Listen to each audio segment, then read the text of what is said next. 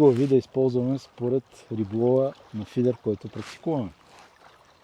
Първият вариант е фидер глава от този вариант, който е дълга и абсолютно равна и гладка. Този вариант е много подходящ, когато ловиме дребни риби с плетено влакно и въдицата ни трябва да застане максимално бързо в работна позиция. Ловим сега в момента, ама ще оставим тази риба.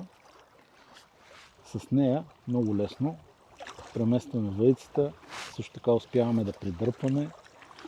В края винаги имат зъбче, което зъбче ни помага, ако сме се заблели на някъде и никога ни по-едра риба, да ни отнесе въдицата.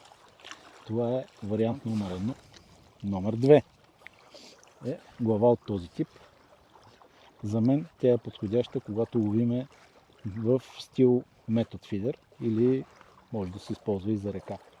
Самите зъби на главата фиксират въдицата много стабилно, а при метода в по-голяма част от случаите разчитаме на самозасичане на рибата. Рибата тръгва, въдицата върха се сгъва и рибата се хваща. Отново имаме зъбчета в двете страни, които предотвратяват и спадането на въдицата при вземането на по-едра риба.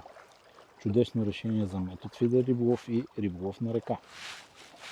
Следващия вариант е от този тип, който също според мен е чудесен за метод фидер риболов. Имаме тук едно улейче каналче, през което влакното минава безпроблемно.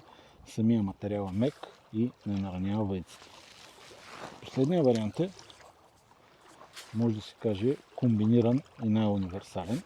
Отново имаме глава.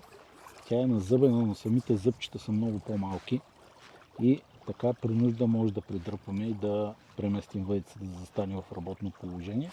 Съответно имаме и фиксиране, което може да ви помогне рибата да се засече, което ловите на метод фидер риболов. Успех ви пожелавам. Дано информацията ви е била полезна.